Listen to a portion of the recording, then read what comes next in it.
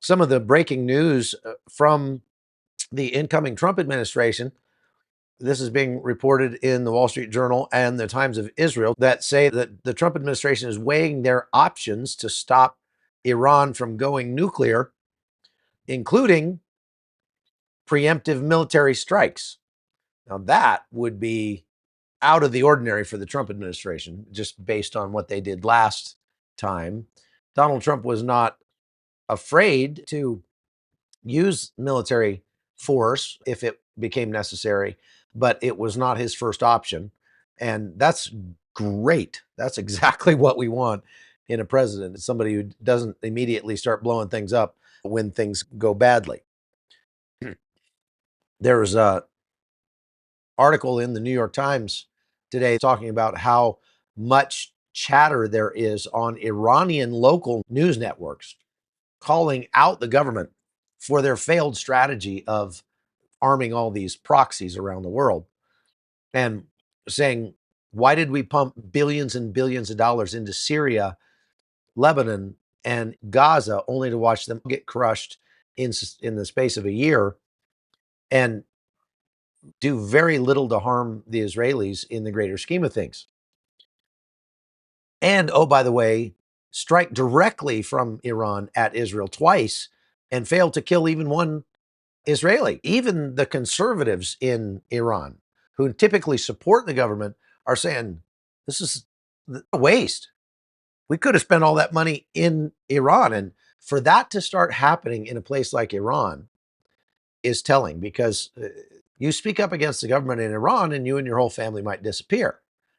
If it's getting out in mainstream media in Iran to such an extent, it tells you that there's some real dissatisfaction in Iran. Iran's got a lot of economic problems. Their GDP actually grew by more than the United States did over the last year, like 3.7%, something like that. However, much of that comes from illicit sales of Iranian oil, even despite the sanctions. And this is something that I would hope the Trump administration would address right away. I've been talking about Ukraine for the last 10 days, and I've been saying that there's a path forward here where they could put maximum pressure on Russia without sending a bunch of weapons or money to Ukraine. All they have to do is set the American fracking industry loose, just take the handcuffs off of our American oil production and flood the market with American oil, drive the price of oil down, even go to the Saudis and say, hey, you guys flood the market with your oil and then you'll gain market share and we'll support you in that. There are steps that the president could take to drive the cost of oil down. The president could take steps to drive the cost of oil down, and that would accomplish two very important goals for the United States and our foreign policy. One is pretty much crushing the Russian government because almost all of their revenue comes from sales of oil that is heavily discounted already by about 30% over the market rate. So the market rate for petroleum right now is 70, in mid 70s, 76, something like that. And if Russia is selling it at a 30% discount to India and China, and we drove the price of global oil down to near where Russia is selling it, that puts so much pressure on Russia because they wouldn't be able to get it out of the ground for that price, more or less. They'd basically be break even or losing money getting their oil out of the ground. And they wouldn't be able to continue to fund the war against Ukraine. That's the way you win. That's exactly what Ronald Reagan did in making the Soviet Union collapse. We put them into an arms race, which we had deeper pockets than they did. And then we took steps to drive down the cost of oil, which is their number one source of revenue. And the whole Soviet Union just collapsed. We could do that again. We're already in an arms race with Russia in the form of a war in Ukraine. If we did that, not only would it likely end the war in Ukraine sooner and with a more acceptable outcome for the Ukrainians, but the same pressure would apply to Iran, and Iran's economy is pretty fragile. Personally, let me just say, I don't think Donald Trump is going to go that far because I don't think he needs to. I don't think he needs to actually strike Iran directly because Israel is perfectly willing to do it for us.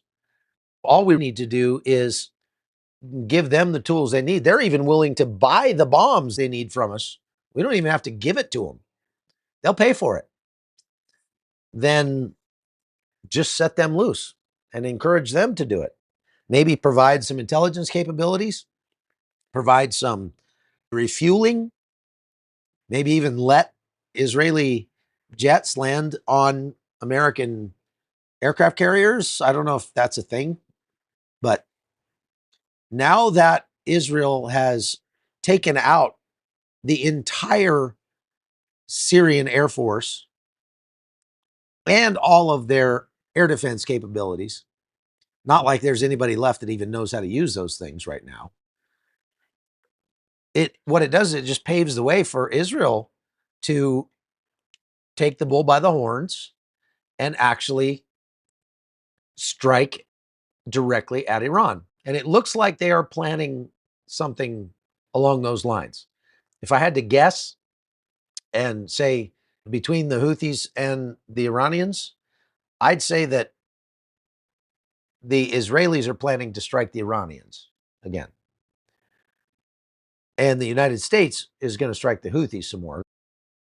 We could end the Houthi threat in a pretty short matter of time if we would just allow the US Navy to make use of what they have to do that. The incoming US administration is apparently planning his last tenure as president. Trump instituted what he called the maximum pressure campaign against Iran, sanctions and all sorts of things. They are said to be planning maximum pressure 2.0 against Iran for the next 4 years. And this information is coming from some of his advisors, but they're saying, again, without naming themselves, that they may be considering military action.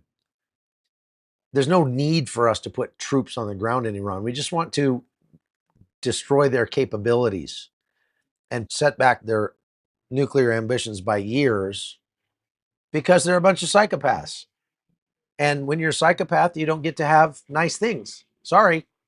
So we're going to have to destroy those things and make it so that you can't threaten the rest of the world.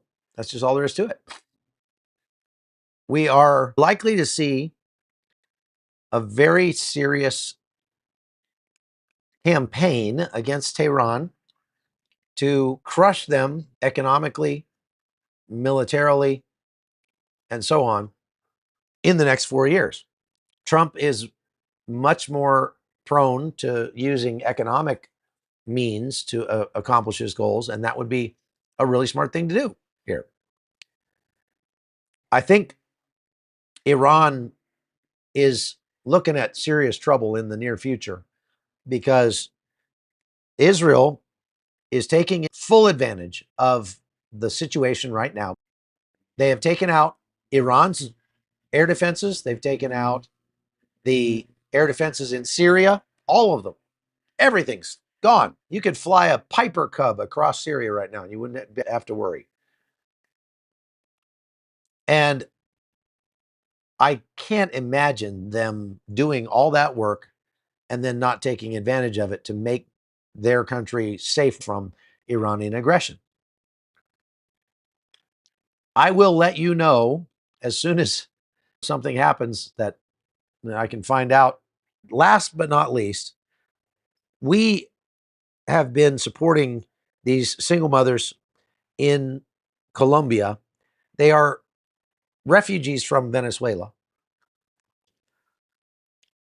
Then a couple of the moms got put in jail, and it was pretty unfair, but there was a crackdown in Cartagena on human trafficking because of that movie Sound of Freedom. And the government there wanted to improve its image, so it wanted to get the riffraff off the streets. It saw these beggar women with their kids as riffraff, and so they arrested these women and charged them with trafficking their own children. That may have happened, but I don't believe it happened with the women we were supporting at all. And they immediately just made it worse because they put the mothers in jail. So now nobody's making any money. And they just left the kids like on the street, just left them with nobody. So the kids went, there was a pastor lady, and I look, don't get all freaked out and start yelling at me about women pastors. I get it. I'm not somebody who believes that women should be pastors because the Bible's pretty clear about that. However, this woman lived in a bad neighborhood on the outskirts of Cartagena, and there was no church in her area, walking distance. So she started a Bible study, and all women, and the Bible study just grew and grew to the point where they have almost 50 people now that come on Sunday mornings, and they're all women. There's no men except for the children there, the boys.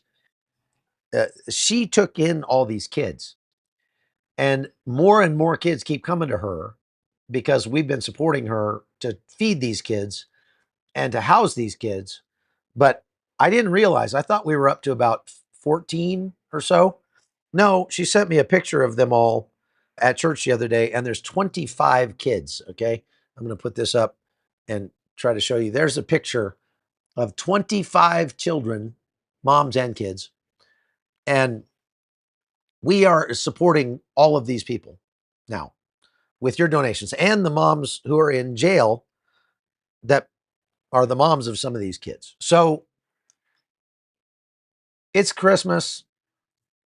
These kids don't have anything for Christmas. So I'm going to send them as much as we can afford to try to give these kids a nice Christmas, at least get them a nice meal, some clothing or stuff they need, and try to help them out. I'm going to put all this up over at chuckholton.com. If you'd like to go to chuckholton.com and join us in that, you're welcome to. And we'll send anything that you want for those kids for Christmas. Just after the first year, I'm probably going to go down there and visit with them personally. And if a couple of you would like to accompany me to Cartagena for a couple of days, just maybe like a 4-day trip to meet with those kids and the moms in prison. Hopefully by then the moms will be out of jail. We've been working with a lawyer to try to get them out. So if you are interested in any of that, just send me an email, hotzoneholton@gmail.com, hotzoneholton@gmail.com. And if you want to help, when you go to that link tree that I put up, that link tree has links to Venmo, Cash App, PayPal, anything like that. Again, this is not for me, but it is money we're going to pass along to that big group of kids and that pastora who is there basically by herself with very little help trying to feed and take care of all these kids. We gave about $700 to that mom that we told you about in Ukraine, whose home was destroyed by the Russians. And she just was in tears. She was so happy and was not expecting anything like that from a bunch of strangers. So thank you. You guys are amazing. You guys are amazing. If you have any other questions or comments, just send them to me on email. If you have any questions, just send them that way. All right. God bless you all, and we'll see you again next time.